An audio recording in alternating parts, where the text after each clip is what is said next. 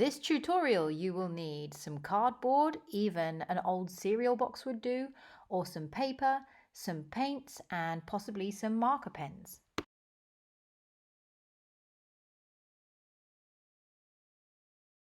Hello everyone! Today is all about pattern.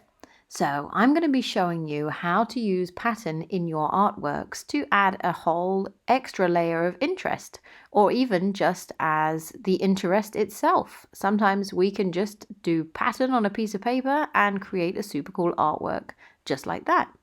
So I'm using these create letters to showcase how we can use pattern, but you could just have a piece of paper and you could just try all of these cool patterns that I'm doing or some of your own on a piece of paper, and that would create a really cool artwork all by itself.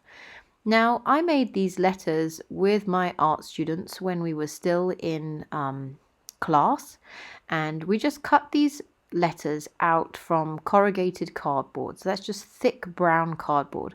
So you could go ahead and try and make your own letter. Maybe you might want to write a word like I've made here, the word create, or your name, or you might just want to do your initial. Maybe just, if I was going to do one, I might do a nice big K for Carly. Or like I said, you could just use a piece of paper, or perhaps just you have a nice big square piece of cardboard. You could use that.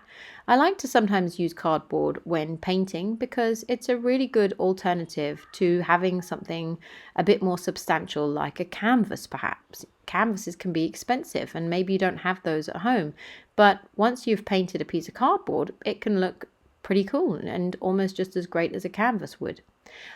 So I would recommend, if you're working on this kind of brown cardboard, that you maybe paint it white first before you start doing any color, because if your color is even slightly transparent, then the brown of the cardboard will show through. So when using pattern, you can go ahead and just use the color of the paper that you've already got. So a white piece of paper would be fine, and just leave that background white if that's the kind of design that you want to have. But I think it's a really cool idea to maybe just have a base color first. So I've taken a few minutes beforehand to make sure that this was all painted nicely. Actually, a bunch of my students were working on this, and then I just touched up some of the little areas when I got this home. You can see that the paintwork could have maybe done with an extra layer. Some of it's a little bit patchy in places, but I figured that as I'm going to cover this whole thing with pattern anyway, it doesn't really matter too much quite how perfect the paintwork is. So these letters have actually been stuck together with a little bit of glue from the glue gun, but you could use PVA glue or Yoo-hoo glue to stick some letters together if you're creating your own word. Now, I hope you've been paying close attention because I've been waffling on and I haven't really told you much about the patterns I'm doing. But as you can see, I am just using my paintbrush to create some repeating patterns. Now, I'm not measuring the spaces between any of these. I don't care if, the spacing isn't quite perfect or if they're a bit too close together in one area. That's fine. That's all kind of part of the charm of this kind of pattern. So I'm just really going for it, and I've been researching on my phone. You'll see me occasionally pull out my mobile at the same time as doing this. I've been researching patterns because sometimes your brain just goes a bit blank and you think, squares, stars, I don't know, what else is there? So I like to look at how other artists use pattern in their work, and sometimes I think, yes, that's a great idea, I can use that. And some of the patterns I'm using here are incredibly simple. As you can see on this red A, the first pattern that I started doing was with the light blue, and it was just a simple dash.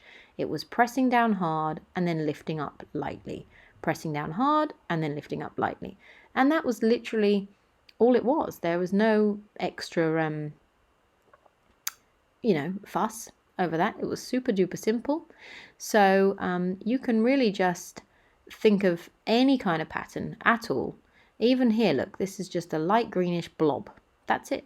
And I'm just repeating it. And once you repeat something, it becomes a pattern.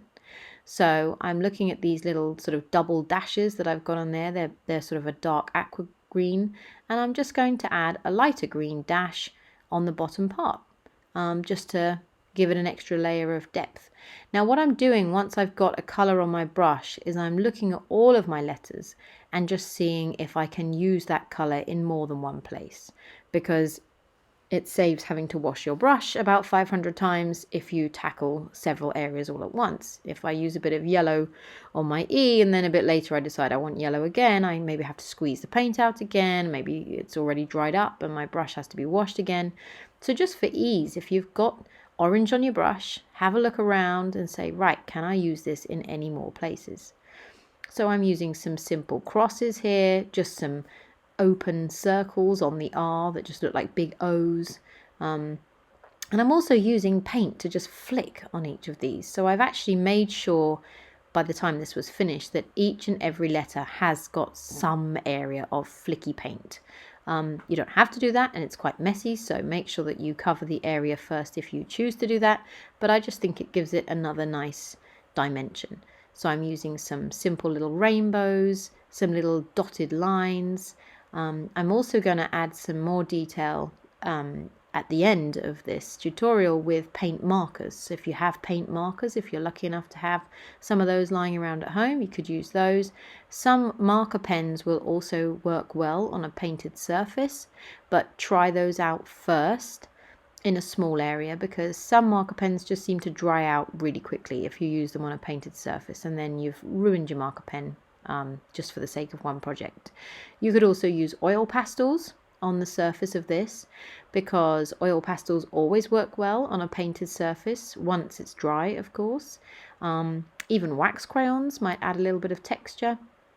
So there are different ways that you could add your pattern to this. Another thing that you could do, which we do when we're in class quite often, is just fold up a piece of paper, like a colored piece of paper, and once you've folded it up, cut out some little shapes. So you might want to cut out, say, some little blue triangles. And once you open up your paper, you'll find you've cut out millions of little blue triangles all at once, and you could stick those on to create pattern. So you don't just have to stick with one media. Just because you've started with paint doesn't mean you have to finish with paint. Sometimes you start with paint and you want to add some really fine detail and you think, this is going to be too annoying, my paintbrush is too thick and paint is blobbing everywhere. So if you want to do that, just leave it. Put your paintbrush away and then come back to your artwork with a more delicate medium. So I often think that a mark of a really good artwork is one where somebody has thought outside the box and used a few different types of materials. Another great thing that you might have lying around the house is nail varnish. Now check with whoever the nail varnish belongs to first before using it, but you wouldn't be able to cover huge areas with nail polish because it's only a little small bottle and you would need to use an awful lot. But for some small little details, like a few spots here and there, that would work really well, because nail polish is just basically enamel paint. Be careful where you're getting it, because obviously it will stain and stick to things. But it's a really good option to use to add a little bit of shiny texture to your patterns. So over here I've just finishing off with a few paint marker details. So I have these little Giotto Deco pens, I think they're called. And they're fantastic because you can just use them over any kind of surface. You can use them on wood or probably not plastic because they're not like Sharpies, but any kind of painted project that you're doing. So they just ooze out ink. They're not like a regular marker pen that would dry up. They really are just loaded with ink. So I'm using this to just add some little outline shapes here and there, just because I want it to have that extra sort of layer of detail. But actually it looks pretty good even without this. I could have left this as it was, just painted, but I was on a long call and I didn't have anything else to do with my hands, so I just figured I would use my time to add a little bit more pattern. It's a really therapeutic thing to do because it's just like doodling, but I like the fact that I'm doodling on something that I can actually use. So this create sign will go up above my work area at home, and then I will most likely take it back to my art room when I go back to my art room. And I think I might even poke some little holes in these letters and illuminate it with some old fairy lights that I've got laying around. So if I do, I will attach that picture at the end of this video. So here I'm just adding some really simple little dots, nothing super complicated, some little zigzaggy lines, a couple of little extra dots here and there. It's not really, something that I'm thinking about too much. I'm just picking a pattern. When my mind goes blank, I search for patterns online. I use Pinterest an awful lot and look at other artists' work and then just think, oh, yep, triangles, good, I'll go with a triangle. And before you know it, the whole thing's filled up. Now, another color that I'm also going to use to add a small amount of detail with is white. Now, you maybe have a white Tipex pen. You could use something like that. But this is my white Giotto pen. Now, as you can see here, when I actually use it to start with, it doesn't even show. It just looks like it hasn't really worked. But then the color kind of develops and you see those white sort of patterns emerging. And I really love the contrast that the white gives. It just really sort of lifts and brightens up an area. So I'm just looking at these little dashes of red paint that I've made there and just adding some really small little speckled sort of lines, adding a little bit of white dotted lines to the top of the rainbow as well. That actually took quite a while because, as you can see, there are hundreds of little tiny dots.